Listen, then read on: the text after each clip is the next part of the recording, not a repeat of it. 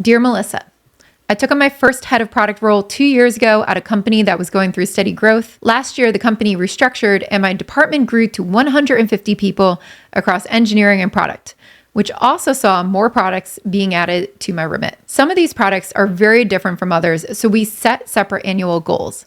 However, I find it hard to keep up to speed on a day-to-day basis for things like achievements and new functionality we're planning to add. Do you have any advice on how I can keep up? Okay, so this is definitely a problem for many leaders who are in a scaling situation.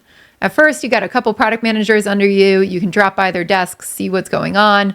You probably know exactly what's on the roadmap. But then, bam, we got 150 people. So if you're talking like 2 pizza teams here now, you probably got over 20-ish product managers, maybe just a little bit less. That's still a lot of people. So my first question to you, though, is do you have those product managers all reporting into you? Or do you have a mid-layer, like director of product level or a VP of product? I think if you're overseeing both product and engineering, you're going to want to think about hiring in people to oversee those product managers because you can't have all of them reporting into you, obviously.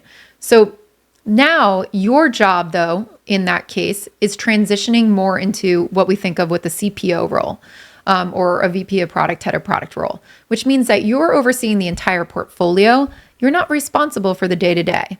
So naturally, in any situation like this, a product leader is not going to know everything that's going on constantly. And that's really what you shouldn't be paying attention to in your job anyway. What you want is the roll-up, and that's where those director of products come in. So technically, they should be going to the team, figuring out what they're doing on the day-to-day, and rolling those up into a roadmap that hits you at the level where you can make decisions, which is kind of at like the initiative level, the big initiative level, not really the epic level for the teams or the story level, but the initiative level. And you want to be able to look at that and say, hey, are these reaching our goals? Are we on track for these things? And you want to make big trade-offs if you have to at your level of the organization. This happens. This is a natural course of action, and it can feel really overwhelming if you don't have transparency into what's going on. So what does that transparency look like? It's about getting the systems in place for you to be able to see and keep track of those initiatives or dive deeper onto an issue if you actually see it. So this is where product operations comes in and why I'm so passionate about product operations. So you should be looking to put this team in at your size. It's beneficial to get it in a little bit earlier, but that doesn't mean that you're too late. It's still going to help you like crazy. So you want to think about hiring a product operations person who's going to start putting this reporting in place so that you can look at the dashboard and know what's going on.